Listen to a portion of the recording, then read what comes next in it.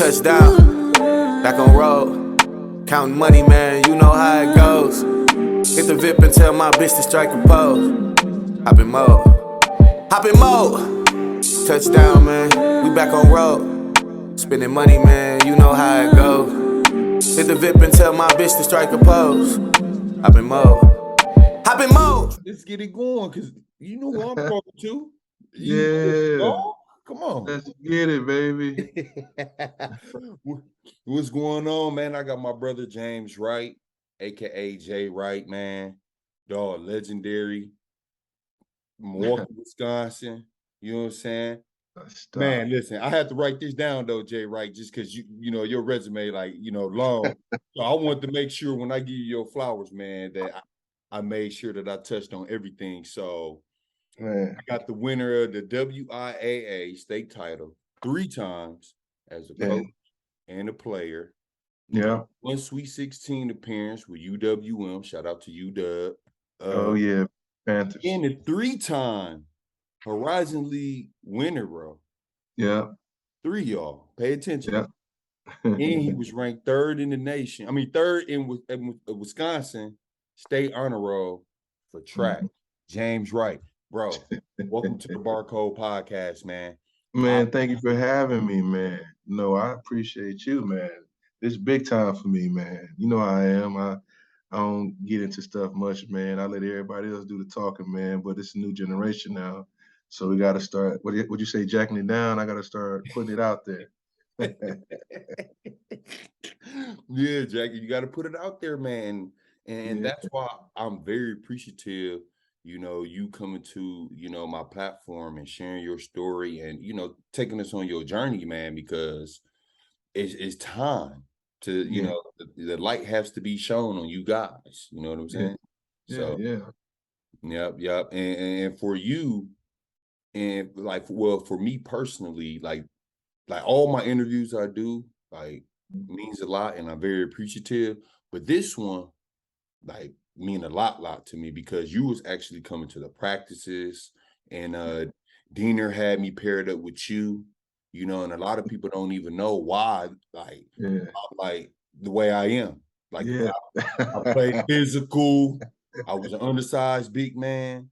If y'all want to know, I got it from James Wright. He was the one coming to practices while he was still at UWM and coming back out helping us, man. Not just with basketball either.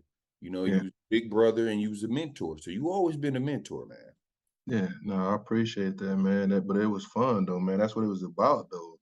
To make sure that we kept the V where it was. And, it was just an honor just to, be able to come back with you guys and hang out and just get those life experiences, man, so we all can keep going forward, because that's what the concept was with that family aspect. That's the ingredient that a lot of people didn't understand, what we had there more than anything, Yeah, no doubt, for sure. So I'm gonna start off like this, Jay. Now, a lot of people don't know that, you was raised in Milwaukee, but you're originally not from Milwaukee. You want to tell people where you was born and raised from? I'm really from East St. Louis. Yeah, man, East St. Louis, man.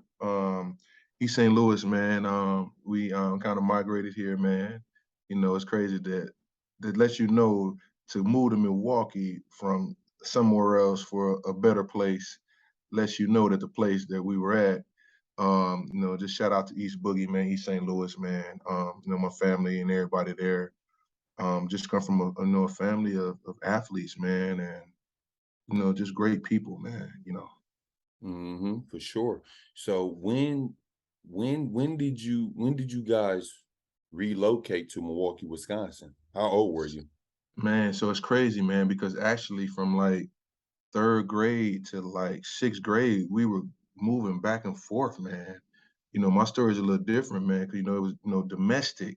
So we were just kind of moving, we'll go there, we'll be there for 6 months, come back here, just kind of transitioning back and forth, man, until we finally, like 6th grade, man, finally just kind of was put and got in a little stable situation to be able to live, and that just kind of transitioned from there, man, and been home ever since.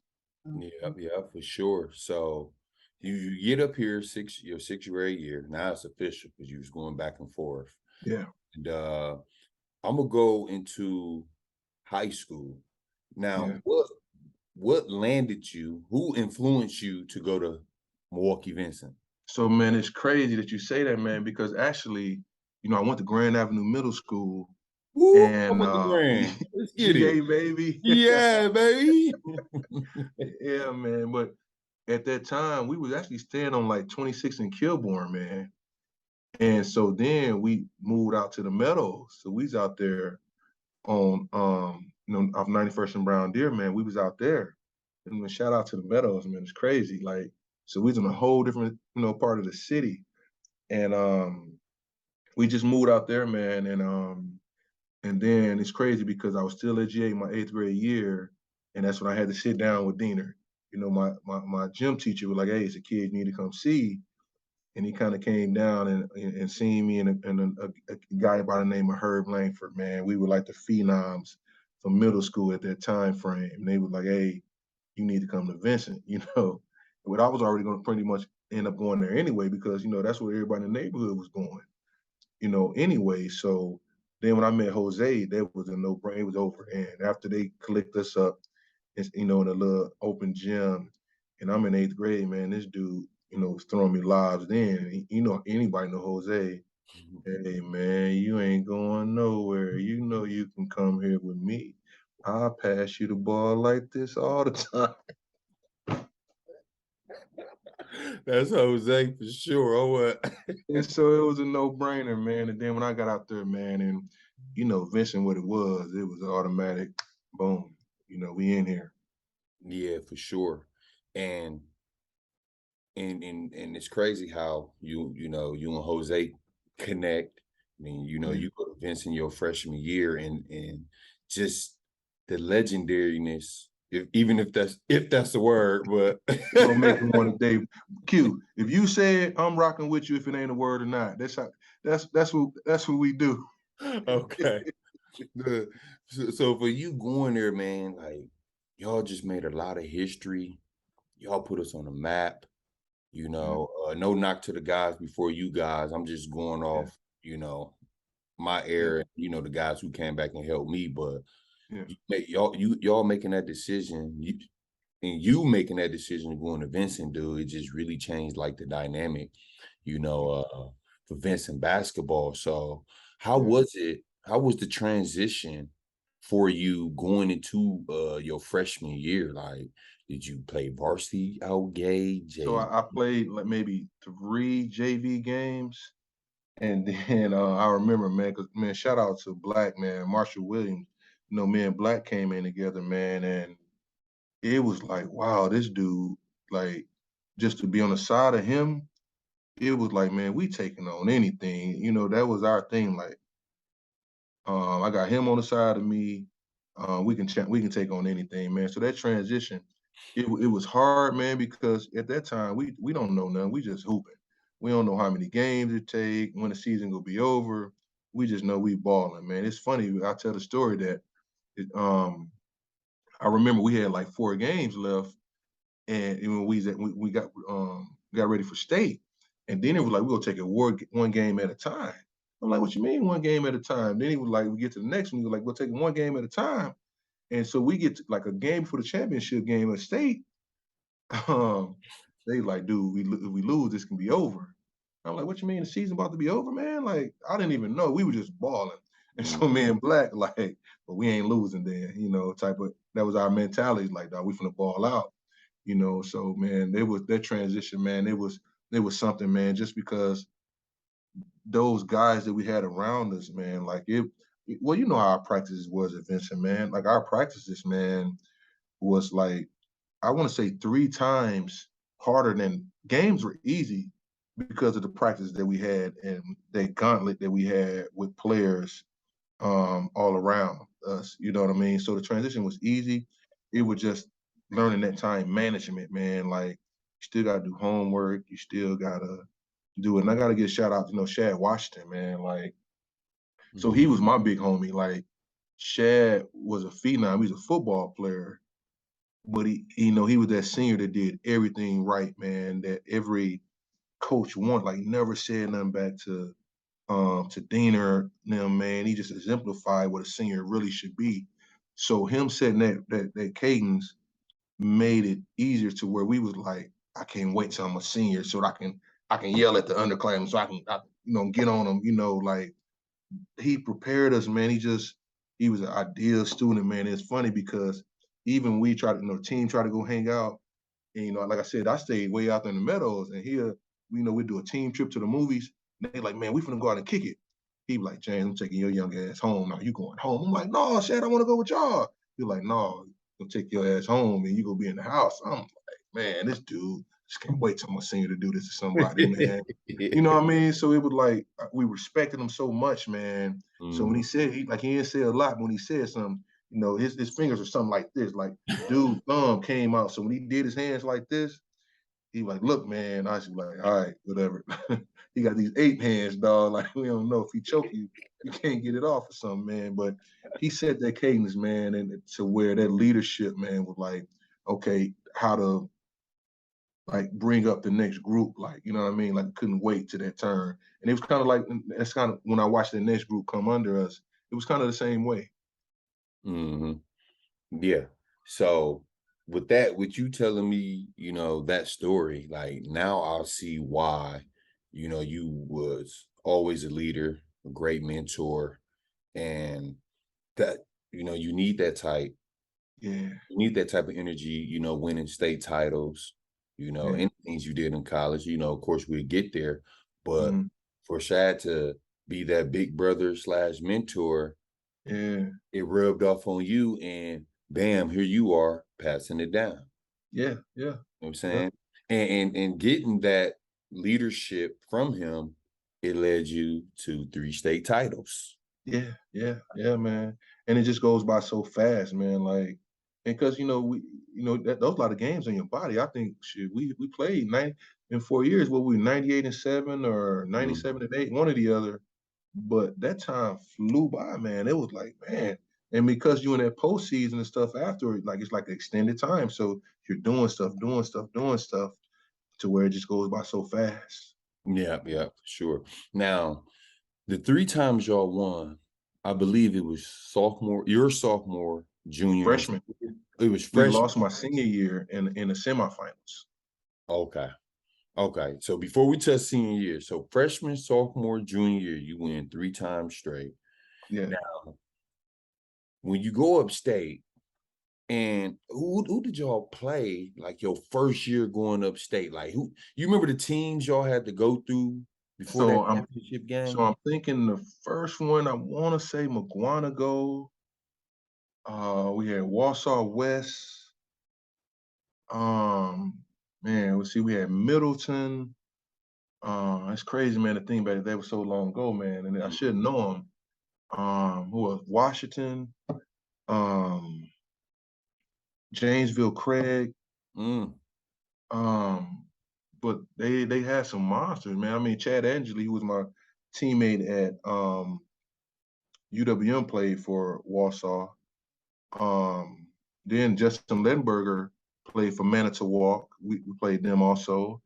And then Janesville Craig had Lewis Aubrey was a monster. Madison West, where Reese Gaines went. Racine Case. So we had that journey was something, to get there. So yeah, you get so just to go back just a tad bit, not too much. So yeah, Diener comes down, check you out at Grand Avenue. You go, you talk to Jose, you go to Vincent. And you win your first state title. What's going through your head? Like, man, it was surreal, man. Because like I said, I didn't know what it was. I didn't know nothing about a state championship, like really like that. I really wasn't into ball like that, man. I just hated losing. Like I had that. I just didn't want to lose. And then when I got around those other guys, like Marshall was a pro. Marshall came in and knew what he wanted to do, how he was going to do it, and when he was going to do it. Me, on the other hand, I was just more like I'm the wing man. I was just shotgun. Like, you know what I mean? I'm here for the ride. I'm gonna make sure everything good over here. But Black came in with, he had a mentality, Black, like, I'm going pro. I wasn't even thinking those type of things yet.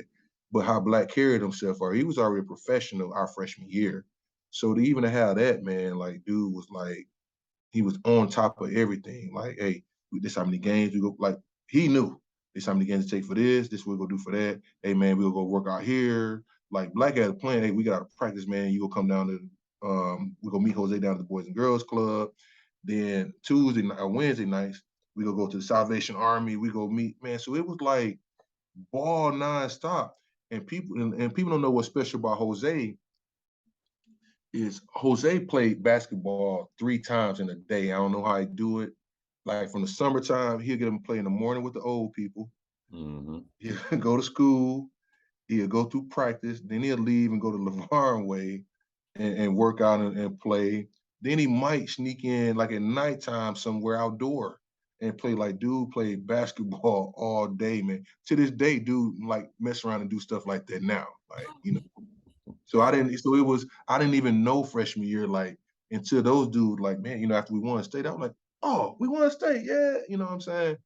After that, like, everything else went smooth from there. You know, it was like, okay, I'm gonna do this. We want to do this again, and I'm like, I'm down with that. And we find us AAU team, man. It just kind of just took off from there. Yeah, it took off from there. Yeah. So sophomore year, you get a little bit more focused. 'Cause freshman year, Yeah, you like, I just want to hoop. yeah, I'm just happy We to be won. here. Yeah, Yeah, we won. we So won. sophomore, junior year, you come more focused. You taking it more serious. Not saying that you want to take Yeah, it serious your freshman year, but yeah. your approach to the game was different. Yeah, no doubt. So yes, no, sophomore year, it's like we weren't even supposed to be there. So we had like they had us written out. We wasn't in no rankings, no nothing, no nothing. And I remember like it was yesterday, man. Marshall and Shad. I think it was Shad more than anything. Like he went to like a play. He went to senior status. Like, you know, when you're a senior, man, with that refuse to lose, that you look, get up off me. Like, he had transitioned. Like, when it came time for regional sectionals, it's like he turned to he turned to a man then, like it was official. And we just kind of rode his coattail, and we had the phenoms around that kind of did it. So, and we had big Deion Perkins, man. So them two dudes had raised their game to a whole new, like Deion got us there, like, you know, his physical nature, but then everything else started clean. With Shad just went to he turned to a senior dog. Like, they refused to lose, doing like a little bit more gritty, and it just all came together, from there. Yeah, for sure, for sure. And y'all wound up, of course, winning the state title. Who did y'all beat in the championship? I want to say, man, for that freshman year, man, I want to say not Watertown. I want to say Watertown, if I'm not mistaken. If not, it was one of them. So, I think BJ LaRue or one of they had some pretty good okay, guys on that team too. okay, But the okay. sophomore year one was the one, because now we feeling ourselves a little bit now, and now all the publications are saying, um, Vincent go win it, they got to win it. And so, like, we like, shit, we think we can win it again, but we went again. Dana was on that, take it one game at a time. You know how he is. Don't read the newspapers.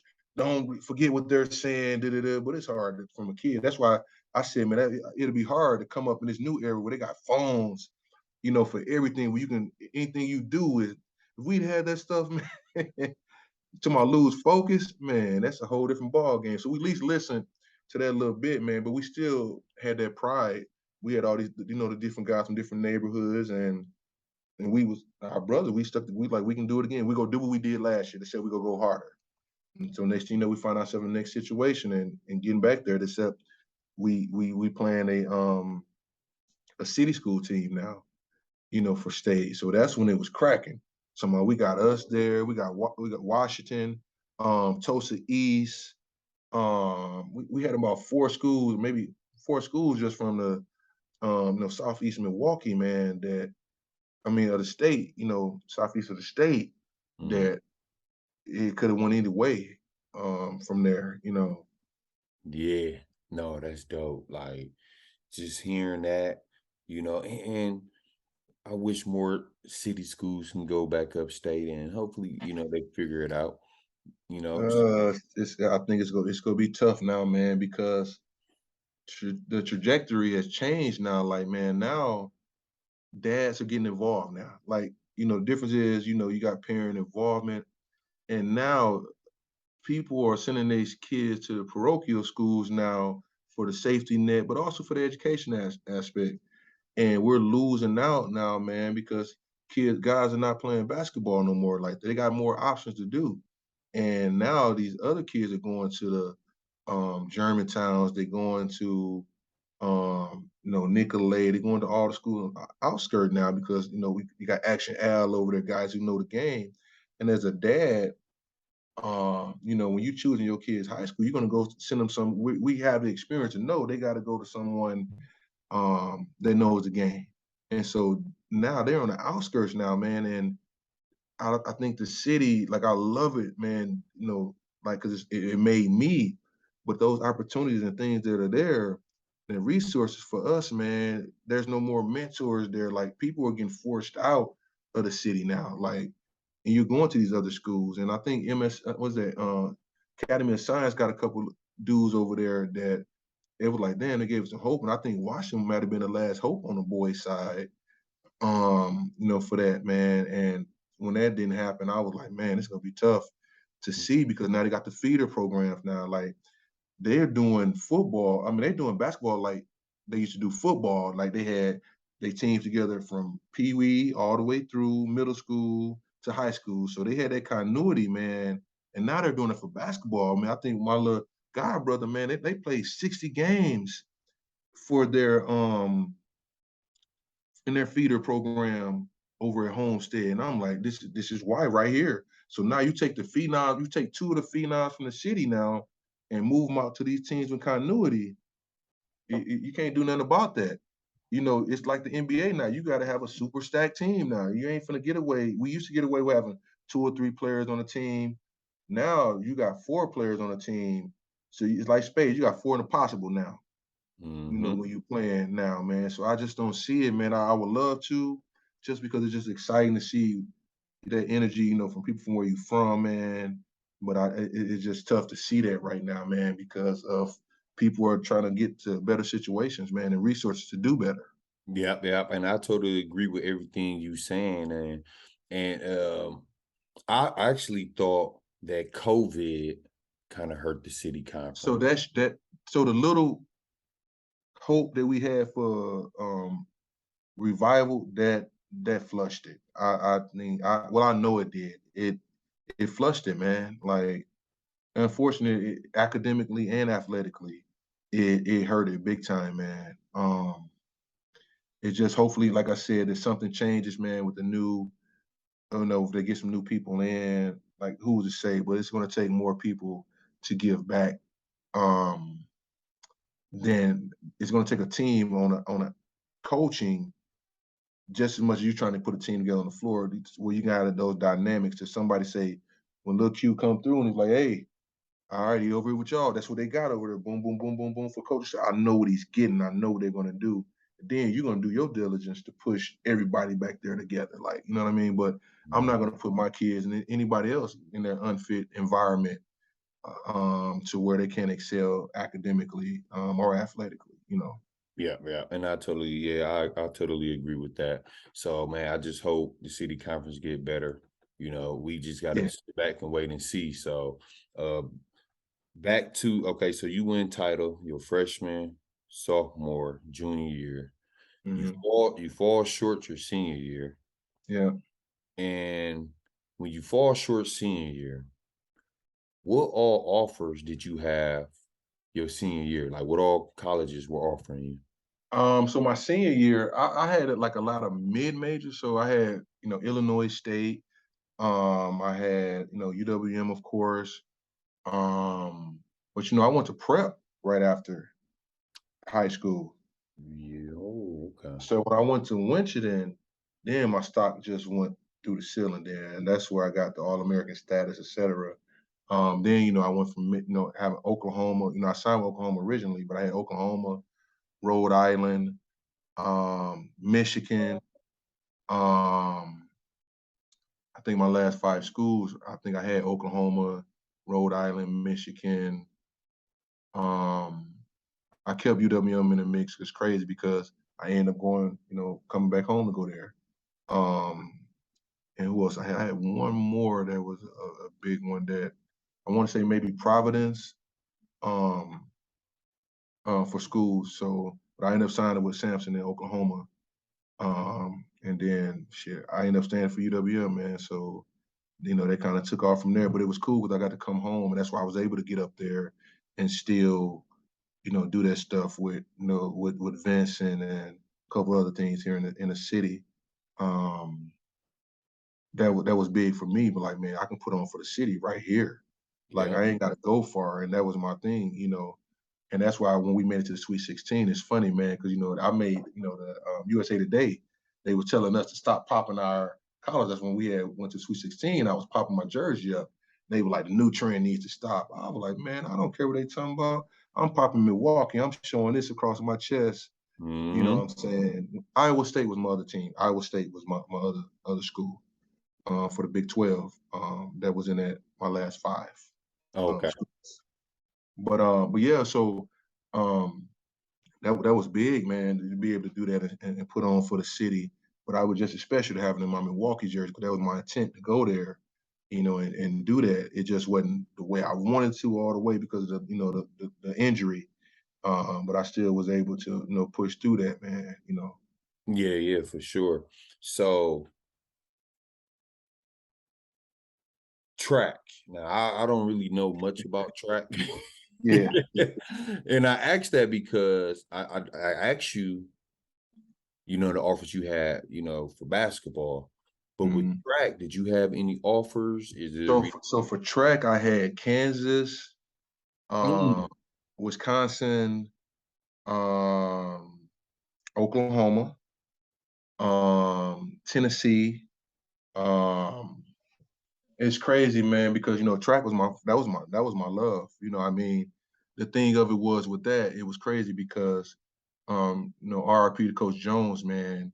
Um, I think we had he knew what he knew per that, but and Coach Gardner, you know what I mean? They knew what they knew, but they didn't deal with the athletes like that. Like, they put the blueprint together, which we should have had that self-discipline, but it was some things that we had to get self-taught that we had to teach. I mean, we had to learn ourselves that wasn't provided from there to advance us all the way.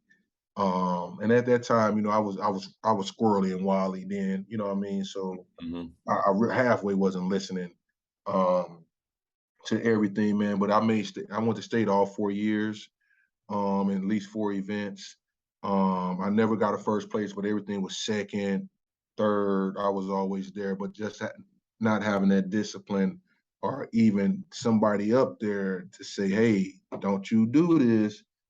Sit down. This is you going." You know, that, man, was a big thing that that's why I do what I do when I coach now, man. Of just having that, you know, on them and understanding personnel to advancing because there was so many things I could have did differently. It actually cost us state for track, I think twice. One year we were like third of like first place had like 36, second was 35, and then we were like 34 and a half Mm. in third. And then it was like a time that like for the triple jump or like they changed the way it was. So like we had that for the setup day for the finals day.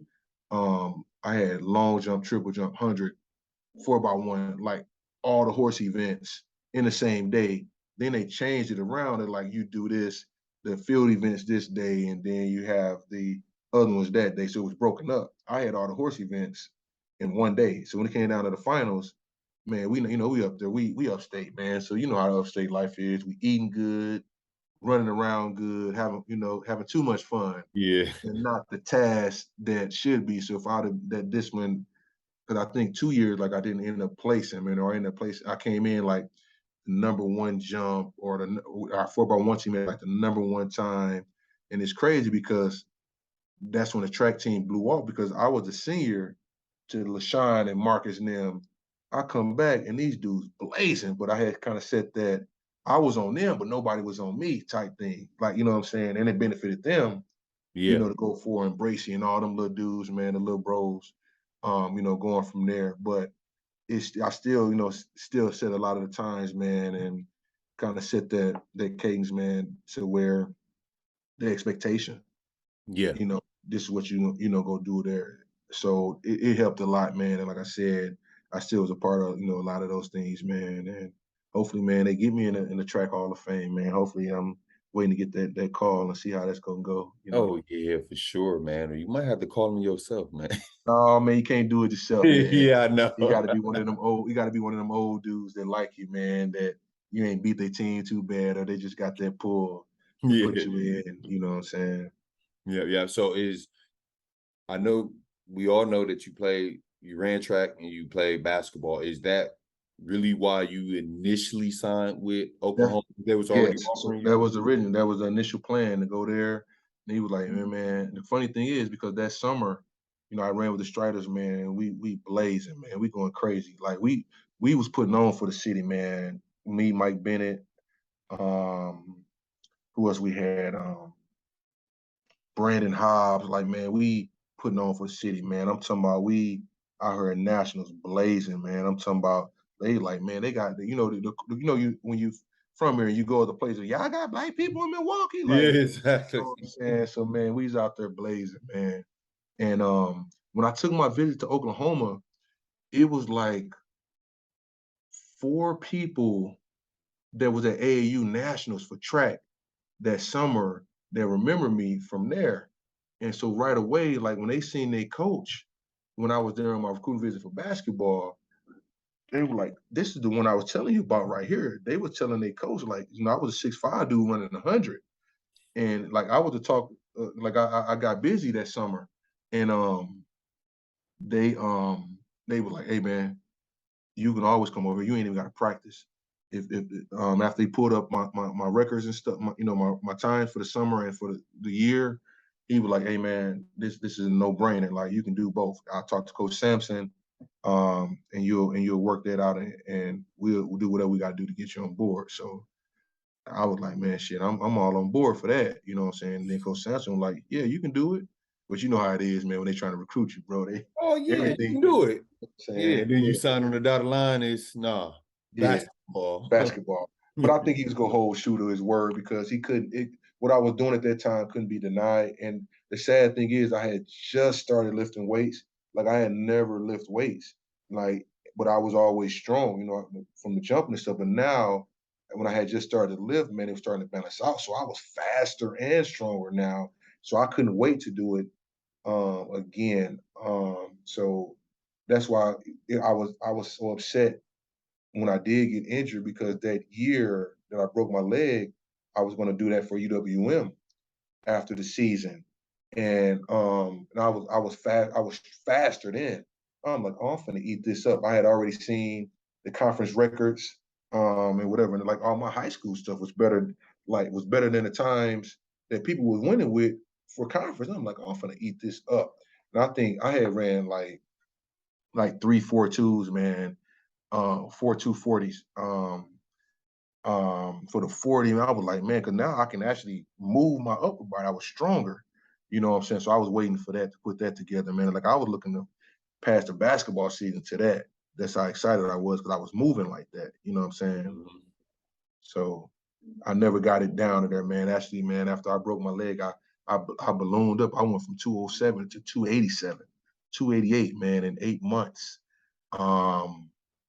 Just within that time frame. Nobody said stop lifting weights. Nobody said that muscle, man, is more than fat. Like nobody said. And at that time frame, so I tell all my student athletes now, when you go to a school, man, go to the training room. Make sure that the training room is good, and that the trainer is not just with one sport, with multiple sports, that it's just one for that sport. because that played a big part, man, such as my rehab getting back, that if I could do differently, I would, because there was no one in the world that can pay attention to just you if he's doing volleyball, track, and basketball. Like, you know what I mean? You're not getting what you need to get back. And nobody ever said stop lifting. You know what I'm saying? And I'm doing everything they tell me to do between my PT, except I was just lifting, in the process. Game day, I lift. Um, in practices, I lift before and after practice. Because my mindset was that when I came back, I was gonna be the strongest guy in college. That was my mindset. And it's funny because at that time frame, that 8 months, man, it had went up, man. Got up to 450. Everything was just off the charts. But as I had to get back in basketball shape, that's what's tough, because then I had to get used to, coming off a leg break, that your body has to get used, is not used to carrying that, the weight, and your bone density, all that stuff that causes weight, man, that no one ever said stop. Like, you know what I'm saying? So that's why I say it's just so important, man. You make sure you go in the training room, you ask them in the training room, like, how often is it open, who's here? And it's probably changed. It has changed more now. Even if I go back to UWM now, man, it's a whole different building now, just for that stuff, man. So it's definitely has evolved, but you still want to make sure that you got those things in place, man, if you're going to be playing the sport, because you just don't never know. If you do get an injury, you want to have the people around you to help you get back. Yeah, yeah, I agree with that. But shit, man, you put on all that damn weight, 6'5", that's tight end right there. Again, but I only played sophomore. I only played my sophomore year of football, man. All state, and everything is crazy, man. Because if knowing what I know now, I was playing corner and receiver at that time frame. Like that was the Moss time, when that was the end of the game of change. They had the big receivers and stuff, and like it's crazy, man. Because Kansas actually only seen me play one time in that one game, man, and it was a good game I played, and they offered me right there in the school. Dude I think we had a Friday game. Dude stayed the whole weekend.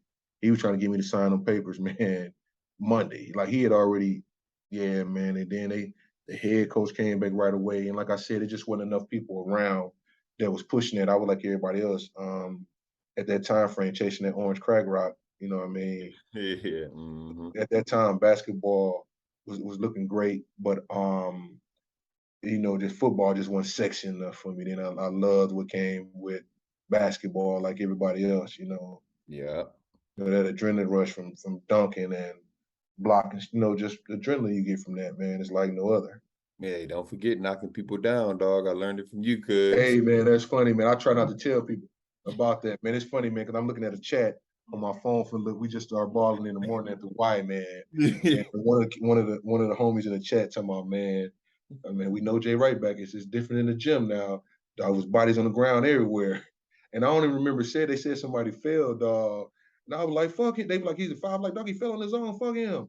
And then one of the little homies was like, that's the gym. That's the Jay Wright I know, dog. Definitely the change in the gym. I ain't been there in a year, man. Like, I ain't played up and down in a year, man. So it was just fun to do that, man. But I ain't even know I knocked. Well, he fell on his own. That's my story. I just, you know what I'm saying? No, it's all good. So Oklahoma don't work out. You sign, and I love when the hometown kids. Well, even though you was born in East St. Louis, but grew up in Milwaukee, but I said it was the mill, yeah. Yeah, so I love when people stay home and rep their school. So you going to UWM, Bruce Pearl there. Well, it was Coach Ryan. Coach Ryan was first. I was there with Coach Ryan for my Bo freshman year. Ryan was there. He was my freshman year coach, and then he went on to Madison.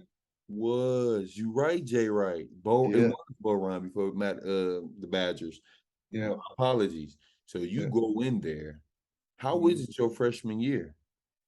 So, like I said, I didn't take basketball serious until then. Like, well, maybe my senior year, I really started saying, okay, this ain't bad. I can probably do this, And I had just really got going, man. Defensively, I was ready for everything. Offensively, it was a struggle with just because of the X's and O's. But I was able to adapt, you know what I'm saying? but I still defensively, you couldn't keep me off the floor. You know, I was guarding a 1 through 5. So I was ready for that more than anything. And then just mental toughness. You know, that's how I was able to get, you know, freshman of the year and the honors. But I was just learning that system, and then coach left. You know what I mean? I was just learning the basketball side, the X's and O's parts of it. And then Coach Pearl come in, which was to my advantage because now we flying. That was to my advantage. We flying. I'm running, dunking again, but it was still two different styles. Coach Ryan was a slow down half court set. You know, he's running the swing, and me just learning that. I had never run anything like that in high school. You know, we were 2 out, 3 out, 2 in, and then as seniors started evolving to 4 out, 1 in, and it kind of as the game has changed, it's, you know, and then Coach Pearl come in and everything is on the fly, boom, boom, boom, and we pressing. So now this is to my advantage now, and so that's now I'm recruiting Jose. So I'm recruiting Jose to come back home. I'm like, oh, you know, this is perfect. You know, this is the way what he want to do. You know, so I kind of use that to get him, you know, to kind of get him to come home outside of his situation that he had, which he wanted to be closer to his mom and family. That was big, you know, for that time. So for me to throw my little 2 cents in, but then I ended up getting injured when he gets there, man. So it was like, damn, like this 6 points more game to me. And then also to be on the floor with your brother, like who knows you inside and out. I know when to turn it on for him. He know when to turn it on for me. Just that connection, that continuity helps any team. If you can get two people to play together and know each other on the floor, you know, it helps. Yeah, exactly. And it's almost like a favor for a favor. Yeah. Jose, back when you was in middle school, come on, man, come to Vincent. Yeah. Be Oh, doing lives. listen, man. Listen, dog. It's funny because you know how dog he can recruit. Dog, you know, man, that dude is a master manipulator. And so I had to do the best impersonation of him to get him, you know, to come, man. And so when he said he was coming and we got it done, I was like, yes, man, this is gonna be easy now because this dude know how to give me the ball. He know on defense, he know how to turn somebody. He know if I turn somebody where to be, you know, it just helped. That's what I was thinking, you know, my mindset, you know. Yeah, that clicking. So your freshman year, you joined the fraternity, right? No, I didn't join it until my junior year. It was Year junior out. year. Yeah. Okay. Okay. All right. Well, I'm gonna get to that. Let's talk about the Okay. Sweet 16. Let's talk about the About Sweet the 16. Sweet 16. Yeah. So yeah, now I talked to you about this, Jay. And you Yeah. know, I actually watched the game first. Yeah. Then after watching and evaluating, I called you. That was the year. I forgot the first team y'all beat. Was it Alabama? My first team was Alabama, and the second team was Boston College. Okay, so I ain't even talking about. Okay, no, I am talking about that. I'm tripping. So what year was that when y'all played Illinois then? That was we played them in Elite Eight of that. To go Okay, to the Elite got Eight. you. Okay, that's what it was. Okay, so I'm not all over the place. I am correct. No, you still on point. I'm still on point. So Yeah. that's what it was. So I just remember watching the Illinois games, the Yeah. Illinois game. But I remember you guys beating, you know, two good teams Yeah. were playing Illinois. So Yeah. describe, you know, you 3-time state champ in high school. Describe that feeling, man, your first NCAA game, man. Man, listen. And out there So, on that flow. man, when I tell you, man, it's different because you know, for college, you know, the tournament now, you know, that's more people in the gym than an NBA game. So you might have 75,000. They squeeze everybody in there, man. So it's nothing but lights, man. Like man, just that adrenaline rush, man. Just when you walk through even just all the stuff you got to go through to getting to the gym. Like you got to have your pen there, and just the experience, man, was so surreal, man. That you know the media time, you got to like you can't even leave. And each round that you go, like you might be in a media room like 30 minutes after a game, first round. Second round, you ain't getting out for an hour. And now if you win after that second round, you ain't getting out of that locker room, man, for 2.5 hours, 3 hours, because you got to talk to all the different media. then you got to wait on the bus. You might got to eat. You know, it just the practices, man, the busing going in and out, like you're really sheltered and guided to everything is on time. Boom, boom, boom. Hey, you're up at 5:15. Up, you're out here through not a minute over, not a minute less. Like boom, boom, boom, all the way across the board, man. And just that was like wow. Like that feeling, man, was like the big feeling of it. Just because like you just never knew. You just didn't you wanted to stay there, like you didn't want it to end. Like, unfortunately we ran into that Illinois team with that three-headed monster, man. They had those guys that have been playing together since they were younger with D Brown, Duran, and D Brown. Oh no, I'm sorry, Luther Head. Right, yeah. And so them dudes, they were some of the top guys coming out of the Chicago area, man. And they had that continuity, man, that whatever one doing, the other would just fill in and do it. They just played off each other. And I think we were the better team. Well, I know we were the better team if everyone stuck to the game plan. What got us there, we had a couple people. Well, I ain't gonna say a couple. One person kind of deviated away from what got us there. And that team, those guards were too good that you really couldn't beat them by yourself. Not themselves. And one of our people decided that they was gonna go mano a mano, and it wasn't going that way, man. Like these dudes are playing smart, fundamentally basketball, and they read and react. Whatever you weren't doing and whatever one wasn't doing, they was getting to their spots, man. And then so you can't come down and not make shots, and then they chop you on the other end. So we got in the game, we got a flow going. We actually sent them to their bench, probably the deepest that they have been in their bench, the whole year. And I think that's we're the reason that they probably didn't win it because we took a lot out of them. Our reading was a tough one, man. I think we took a lot out of them, and that's the year that Illinois. I mean, that they ended up facing North Carolina that year.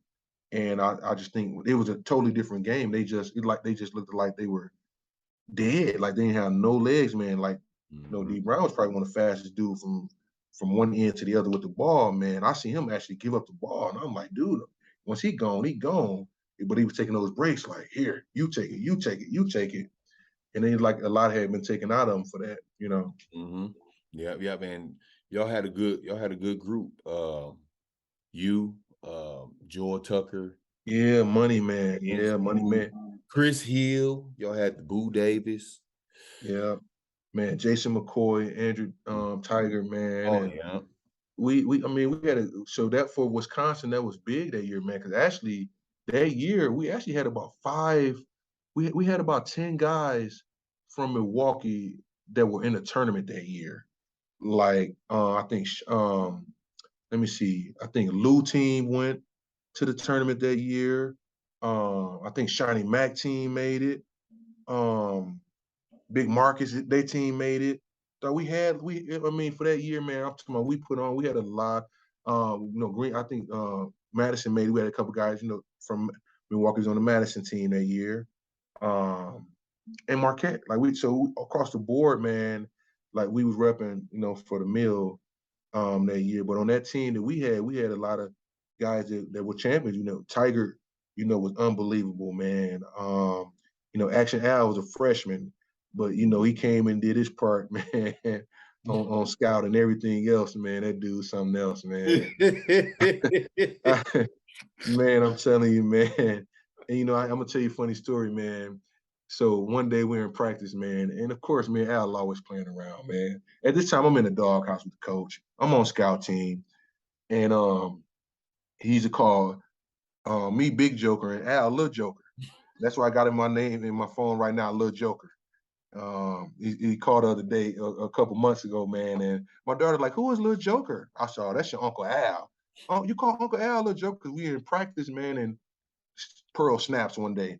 I don't want to hear another joke or anything from Big Joker, Little Joker. Everybody's running. So everybody on the team like, Jay Wright, Al, y'all got to chill out, man. No more cracking jokes, dog. No more ribbing, no more nothing, dog.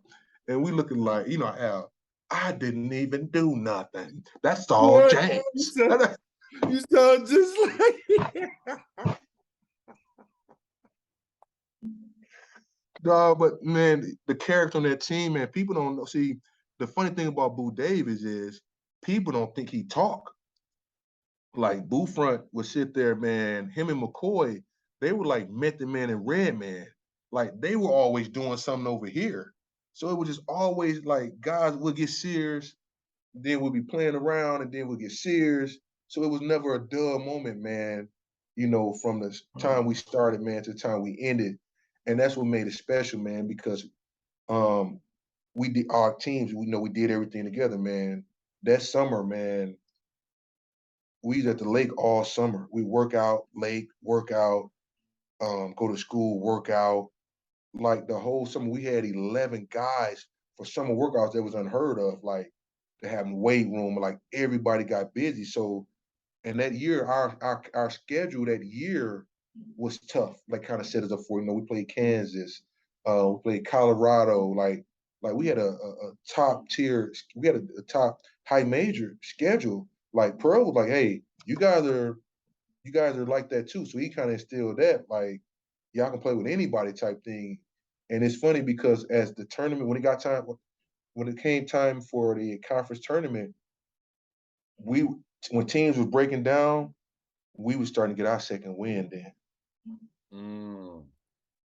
And so that's why when we press you, we were never out of game. Because now we had already knew the key points. When you start doing this, start putting them hands on them knees, three steals. A McCants 3, Boo Davis 3, McCoy dunk, Derek Ford. Like, man, we had a balance, man, of guys, with Robert Sanders. Man, we just had some great guys, man. Yeah. I agree with you, big bro. Y'all had a good team. And I'm not just saying this because I'm from Milwaukee and y'all was playing, UW was there, but y'all had a good chance of beating Illinois, man. Yeah, man. Y'all had a real man. good. Understanding the dynamics, like I said, that's why I didn't put it out there, man, because when we win together, we win together, we lose together, we lose together. I'll take that over the head. Ask yourself, what could we have done? What I could have done better, But that was out of my hand. Yeah, exactly. That was out of my hand. On record, I am, man. Like, you got to challenge me. And the publications, everybody was talking about how their bigs were going to kill us. They actually were saying that our guards were equal. They were saying we were going to have a problem on the interior. That wasn't the case. But they had some good. They had 3 good big guys, 6'10", 6'10", 6'9" across the board. But that ain't who stained us. Exactly. That 3-headed monster you said. 3-headed monster, yeah. But y'all made them work though, Jay. Y'all made them work. They worked for every bit of it, man. I definitely see that, man. Like I said, you just got to follow the game plan, man. Then you make the adjustment, but you got to follow the game plan all the way through. You know what I'm saying? Yeah. And of course, you know that because you a winner, so you already know. So I know you was in a fraternity. And man, it's for life, man. Still in the fraternity. We don't go no. Yeah, I'm sorry, Jay. Don't beat me up, bro. Oh man, this is my beat. Forever, don't beat me up. My bad, Jay. Don't beat me up, bro. For real. No, but you're in a fraternity. I wanted to know how were you able to juggle the 3 being full scholarship athlete, school, and being in the fraternity. It was tough, man. It was tough, man. I loaded up my schedule, like, to make sure I graduated and got everything I needed, man. I was at 18 credit, for a student athlete. That's a max. That's too many, almost, man. But it's just perseverance, man. Like, that mindset that you can't, we don't understand, can't. What I mean? We make do. So we got the time in the inch to make it a mile. We're gonna do it. That was just my mindset, man. This is something I wanted to do. It's gonna get done. So whatever we got to do, if lose a little sleep here, put up a little something here, but just networking, man, and it definitely helps because even in life now, man, just that mindset of just willingness to work, man, and make do with whatever you got. Just ain't no excuse. There's no excuse. There's so many great men and great people that come before us that were able. To myself, I just feel like there's no limit. And the only person that can limit you is yourself. And it's just good to have the guys like yourself and my teammates, man, for all us to kind of feel the same way, that iron sharpens iron mentality. Um, I'm always in some uplift coming from somewhere, a motivation. You know, you can hear it from, from Deontay, from Tatum, Deontay Tatum and Robert Yanders, man. Like, these dudes are all extraordinary guys, man. Like, and so anytime when you feeling in that a certain kind of way, just seeing them doing well or being around each other keeps you humbled, and it also makes you get on the grind, Mm-hmm. Yeah. So just when joining the fraternity though, like did you just start feeling yourself change like as a man? I can definitely say it did, man. Just because now this is the business side of it. The business side of it was it was a mentality that I already had, that I just spoke of no excuses, um, of making do with. I believed in loyalty already, group initiative. That's what champion is. That's what that's the ingredient. Those are the things that I was already embedded in. So it was easy for me on that aspect just to transition to that. But now it's just, the business side. It's just getting basically all the stuff you do already.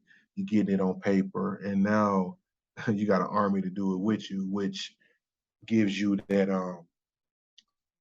that push, behind what you do, as that African proverb, like, if you can walk, if you wanna, you can walk your journey, far. But if you wanna go far, go with someone. You know what I mean? Yeah. And so as you start getting people to go with you on that walk, it's a difference when you are, if you was walking from, from 27 to 50th, by yourself, you like, damn, man, I gotta get on the bus, man. That's gonna be long, man. But if you with 4 or 5 of your guys, man, and y'all like, man, we just gonna walk to the, you keep looking back, we gonna walk to the bus gear. Next thing you know, man, you at your journey because y'all was together. You don't made that journey together. And you forgot about the distance and everything because you got a group of people with you that's going to that same destination that you're trying to get to. So I kind of, model that, man, that, you want to go far, you got to have, you can go far with, family or friends, those people with the same attitude and discipline that you have to go forward. Yeah, for sure. Yeah. Yeah, man.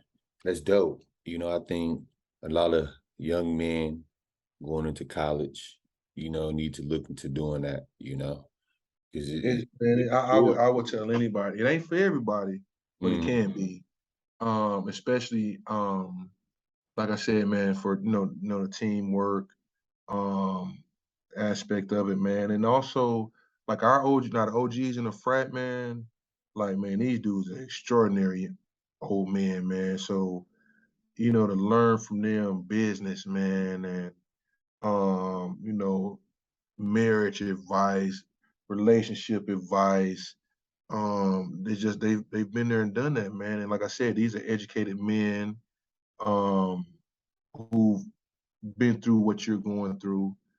And so your trust in them, it definitely helps as you going on, within your journey, and it's the same thing when you're bringing in the younger frat, in the frat. It's the same thing, you want their journey to be hard but fair. You want them to be able to um, make it, to help out the things and that you're building or try to accomplish.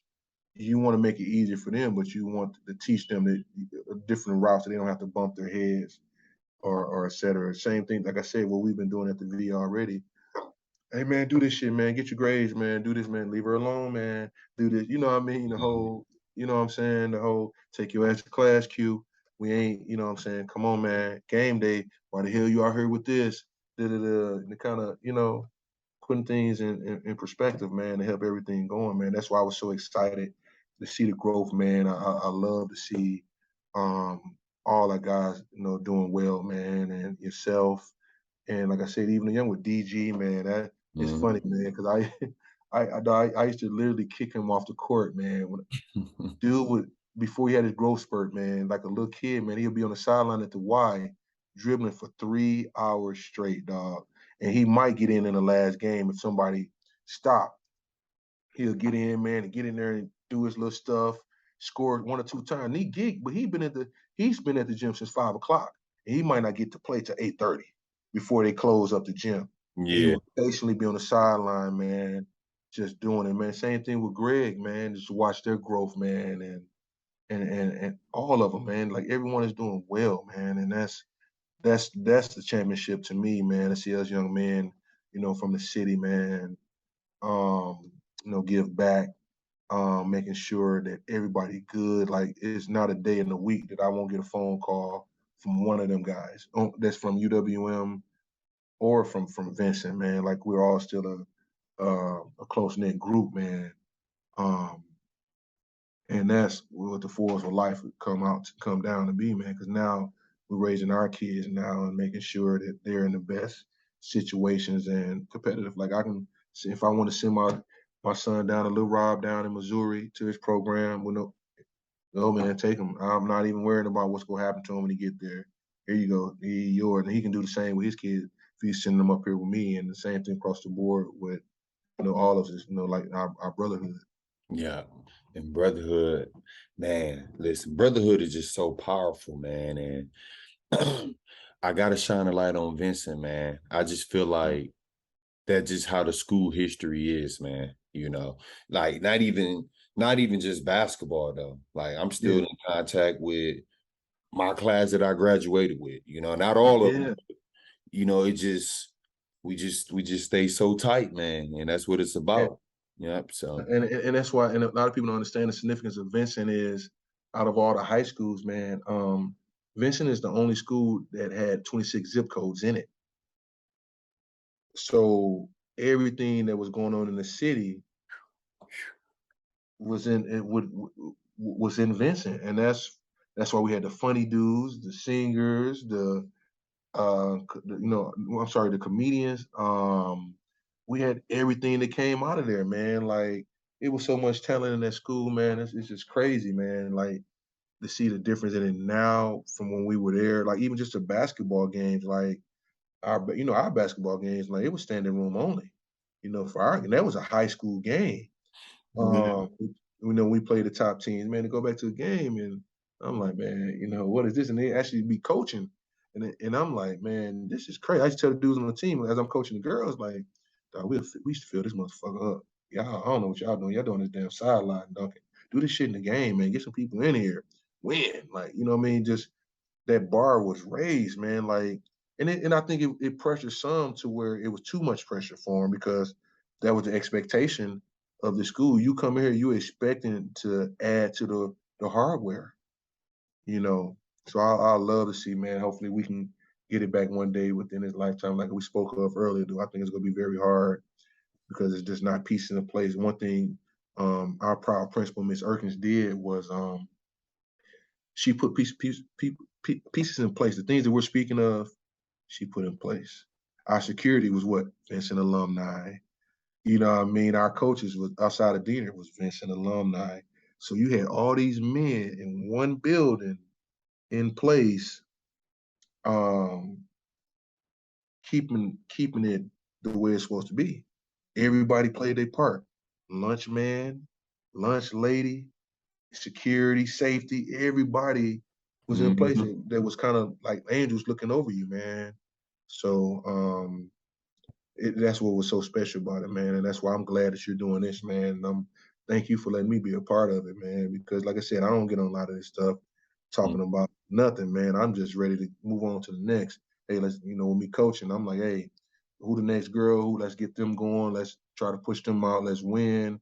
And you come back and you go do the same shit I'm doing. That's what I'm teaching, Yeah. Mm-hmm.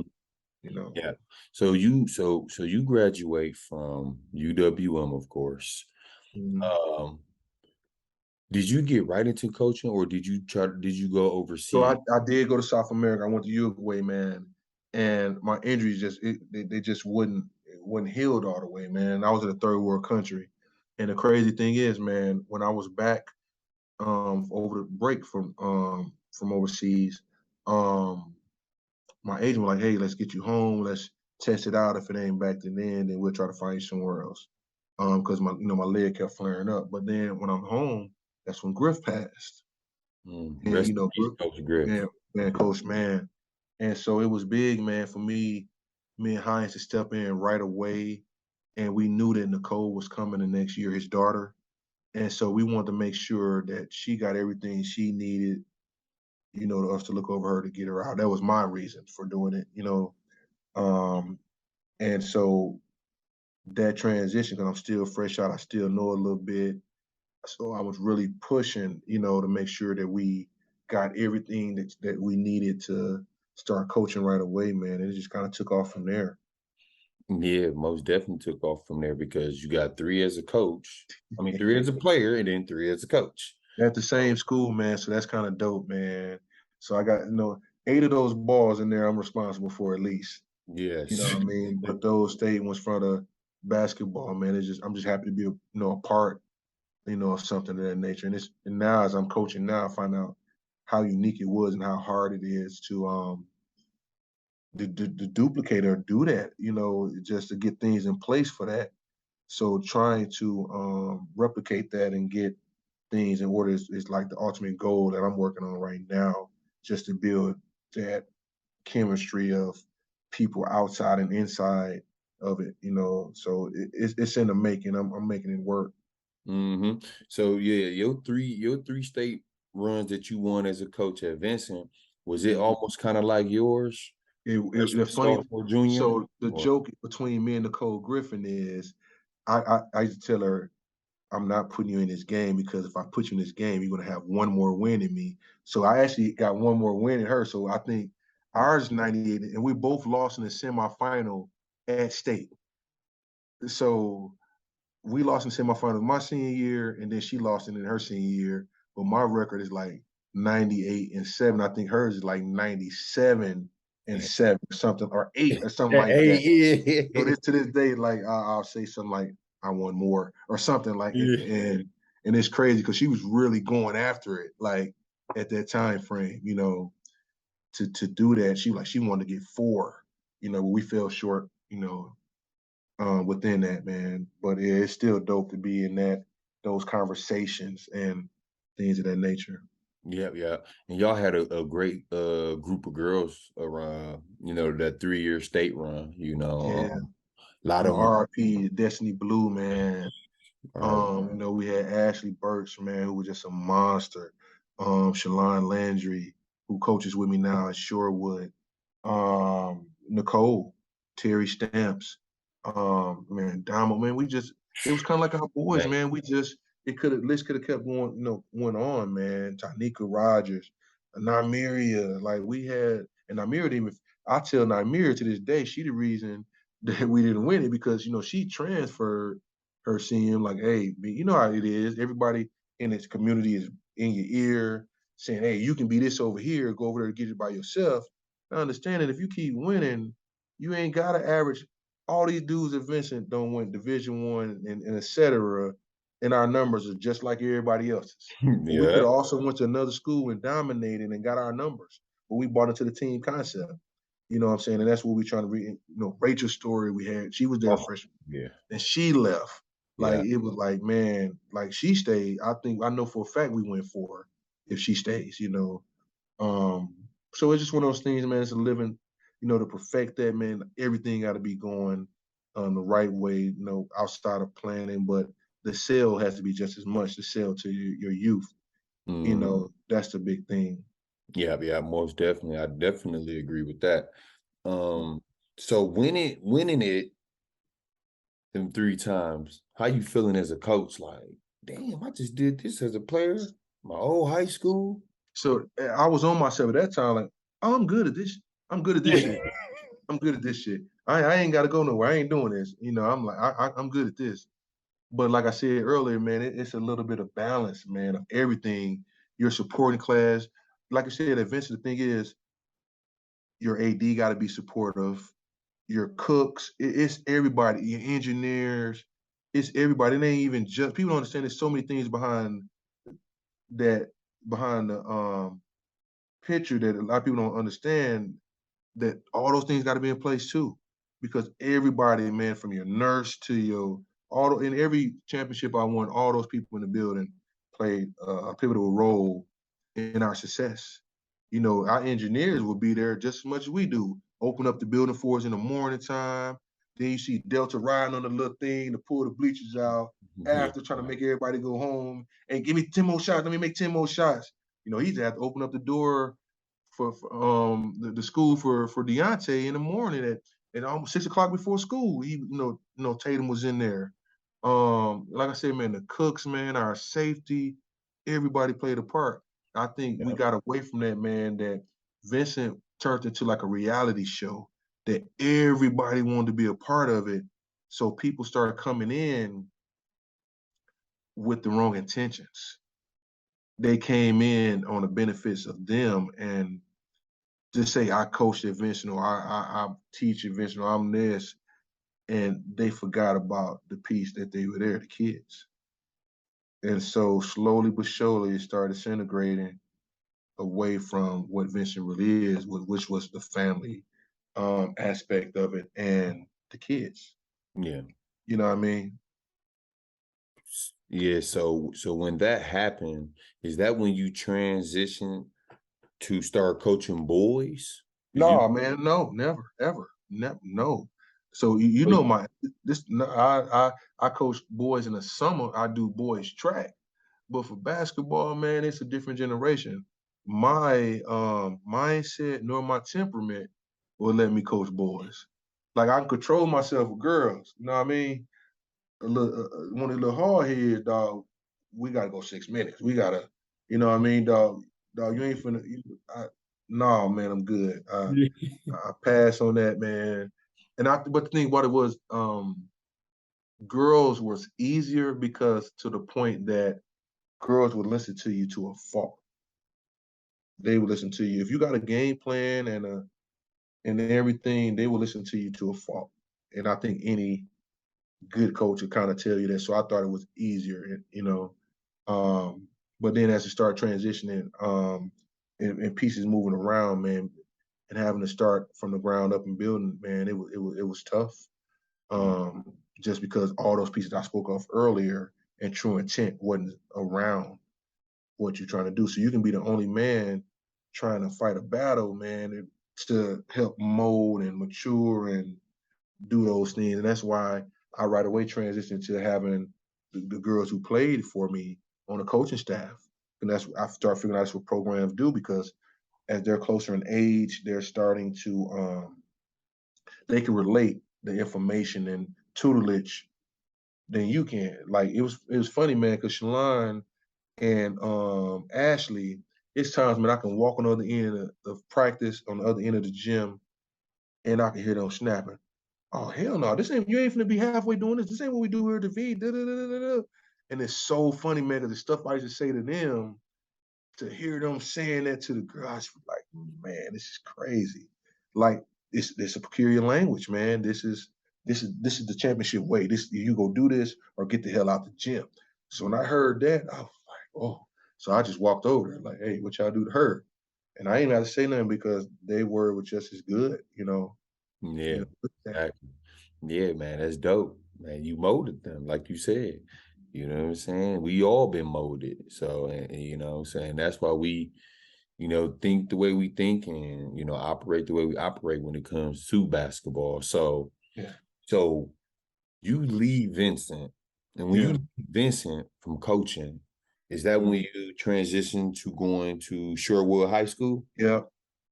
So it was both, man. I ended up, when I left from there, man, I got a nice opportunity there for coaching and for teaching, and it was different, man. I ain't gonna lie, it was tough, man, because I go from telling girls not to fight to teaching girls how to fight. You know what I mean? It's a whole different philosophy, man, but it was great, great kids, and I guess we got some things in play now, man. We're working, man, just to build that culture there, a winning culture. So now going to school, not having that, that basketball is not a first priority. The community that's pushing, they're not supporting that part of it, so to go from that to trying to fill the gym up, but keep the girls inspired and the teachings, man, and to go there to have people that really don't care about basketball. Like I'm like, what you here for? And you don't even care. This is a resume builder. Like, no, this ain't what we gonna do. We're gonna compete here like we're gonna compete in everyday life. So to try to build that culture, man, and it's been different, but it's happening. Like, so I can say it's happening. So I would say this year or next year, it should be very fun because now a couple of the young ones have bought into it. And then the older ones have bought into it also. So now, like this summer has reminded me of my championship summers that I've been a part of as a player and a coach. That preseason, off season, you remember, like I've had 11 girls in the gym this summer, like going hard, like doing everything, like I know what the results are on the other side. I just don't want to find some wood, Jason, but I know the work in the off season when you get, 6 or 7, but when you get 9 or 10 that are buying, they want some, they want to get in. And it's good now because my student athletes who played from me from Vincent, et cetera, are starting to all come around. So they in the summer, they in the gym with me now. So they coming down and that stuff reiterating the stuff that I was saying. So now I just kind of sit back like I'm an old man. I sit back and I'm just listening to conversations now, or when they get up and down and have those girls come back. Oh, this is what he mean when he say this. Oh, when you do that, girl, don't listen to him. Well, you mean listen to him, but he's serious when he do this. Yeah, you know what I'm saying? But to hear that, man, that's like big time, man. When they doing it that way, Yeah. So now it's building from all aspects, all cylinders. Yeah. And this upcoming season will be 3rd or 4th year? My 5th year. 5th year. I mean, because that COVID year, man, year. we taking away the COVID year, but that it hit me over the head. So this would be the 5th year, man. So like I said, I progressed every season, man. But now, like last year was the first. Like last year, we came in 3rd in conference, but we were in games, but we weren't used to winning, being up. So now learning clock management, situational basketball. So now, like 5 or 6 games we lost by 1 point or 2 points, and we had to lead or et cetera. Like, so now just making those adjustments and them understanding them making the adjustments and want to know what to do.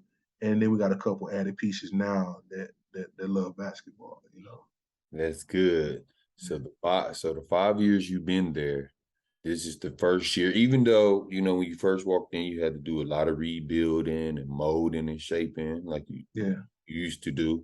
Well, what you did at Vincent, and going into your 5th year, this the year you feel if they stay on the same page, take care of business in class, on the court, this championship caliber type team. We can shock some people. We can definitely shock some people. And we had the toughest conference, man. I mean, Milwaukee's still out there. Greenfield is still out there. Like Pius is still out there. Like our conference, man, is pretty tough. D2 is pretty much toughest, but our side, someone will win it from our side. And like I said, we got some pieces, man, that want to win. And those freshmen that started when I started with me, they understand, they remember those games from freshman year when people kept their starters in the game against us, and like they remember that. You know what I mean? Yeah, that'll make you hungry. That'll make you, you know what I'm saying? That'll make you work like hard for real. You know what I'm saying? Yeah, man. It's just all the great things that we always talk about, Jay, right? Like, even off camera, man, I enjoy, giving you phone calls, catching up, you know what I'm saying? Just talking about old times and coaching, you know what I'm saying? So you always, you always been a great mentor, believe it or not, because, I share stories with Greg Brown, and Greg Brown shares stories with me, and even Al, and all these different names and these guys that came from the city, that the first thing they always bring up, including myself, is, James Wright. You know what I'm saying? And It's big like time. you like you're such a great mentor. And I want to touch on that for a little bit, man.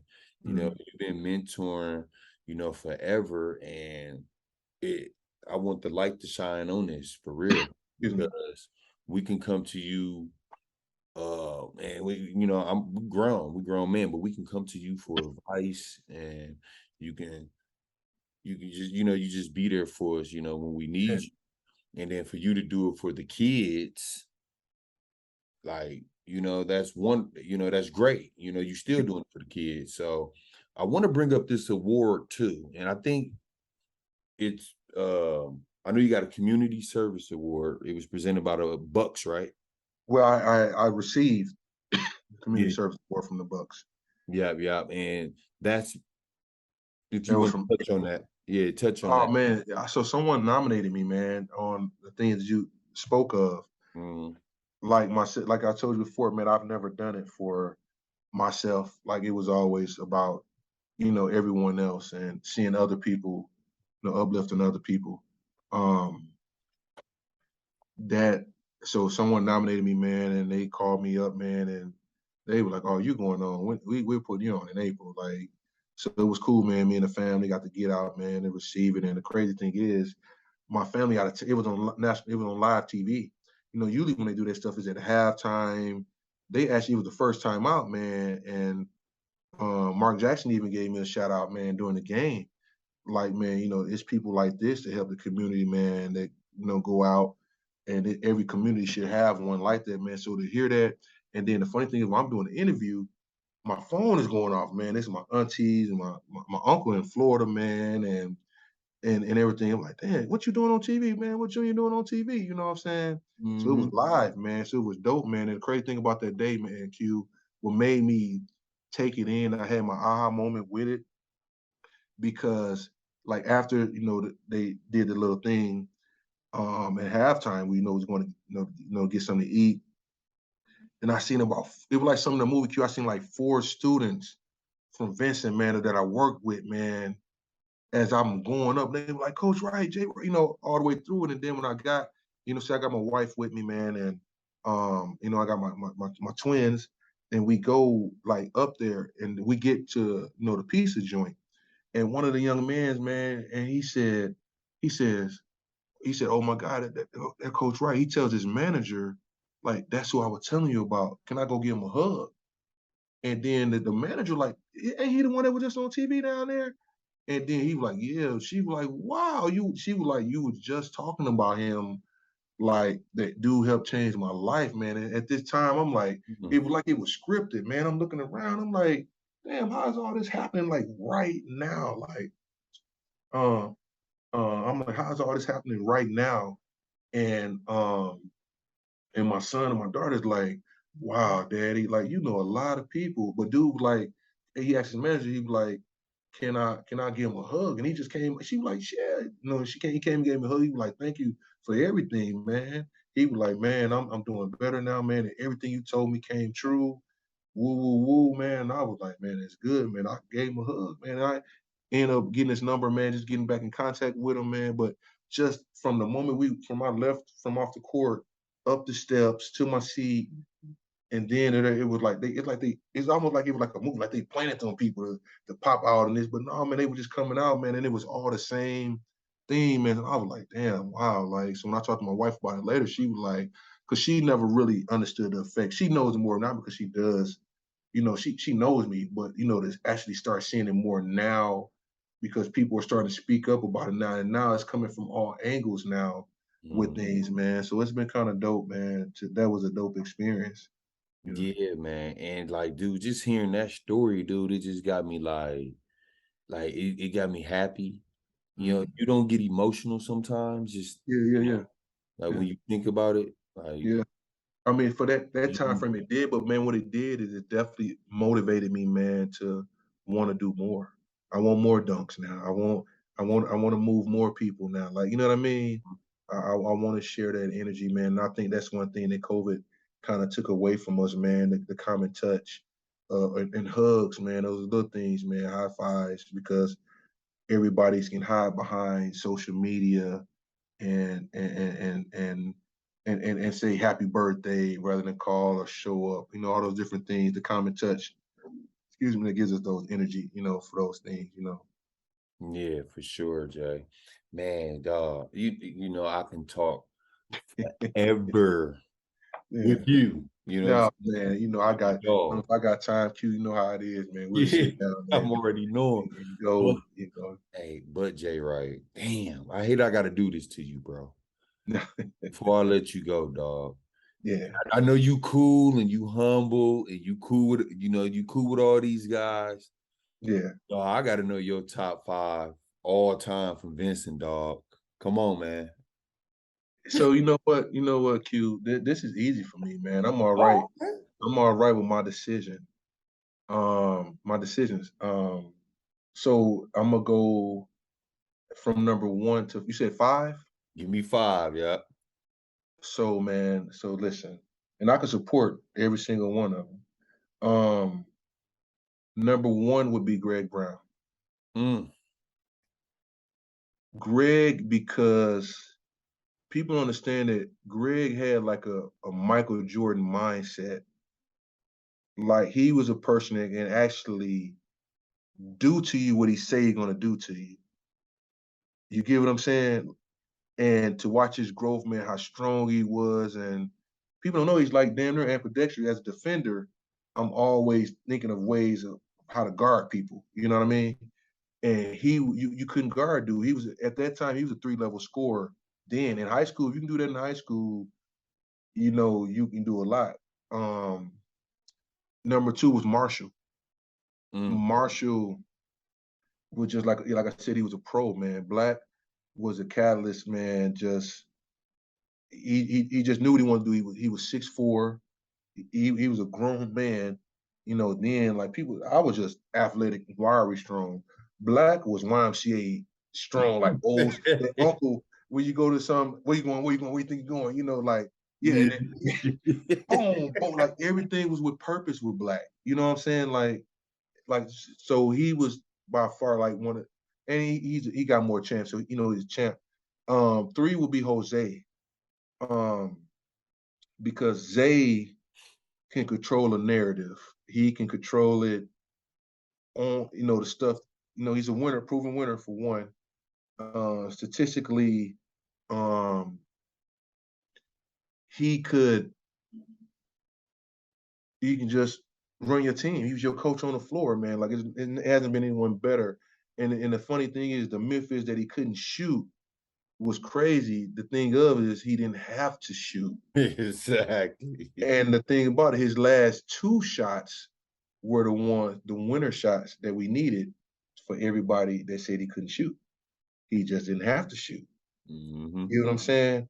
4 would be Boo, because Boo was the freak. He was the phenom. Like Boo was the basketball. Um, he was the basketball genius. Like he was the one that can laugh at you, that little tooth. Yeah.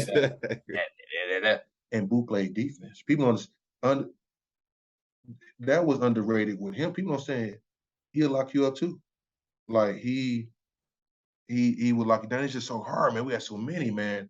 So Boo would be my number 4, and 5 I would probably say 5 is a tough one, man. Because can I get a split? Give me 2 off the bench, yeah. 2 off the bench. So I'm gonna give you Robert Yannis was the best shooter. I'm always gonna ride with the champs. And people don't understand how on the court how mean and how great of a shooter. But Rob rebounded the hell out the basketball. And I tell my players, not guards, that rebound win championships. Lil Rob just had a toughness to him, man, that was like unmatched. Like just puts you on a whole different level. Um, he did stuff. So these guys all did stuff that you can't put in the box scores. Like they'll take your heart. With the stats. So off my bench, man, I'm going Slash, Tatum, and DG. I love it, Jay Wright. I love it. You know what I mean? Yes.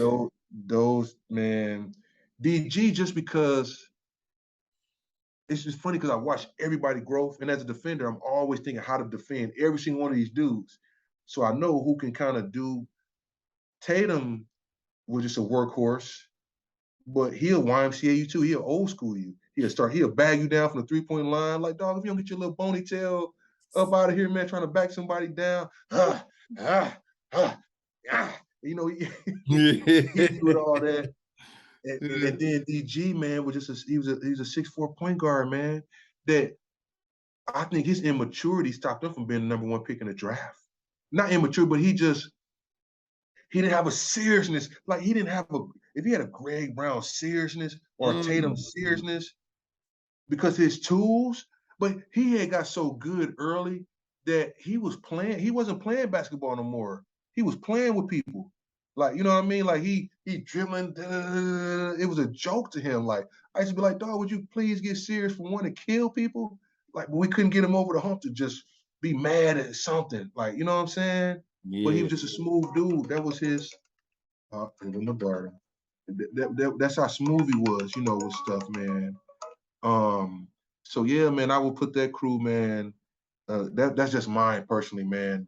They're my favorites, man. But just as I look at stats, man, you know, and all those things, man, those dudes were like no other, man. You know. Yeah. But and I can play with every single one of them. Like, you know, the other guys got better and good later.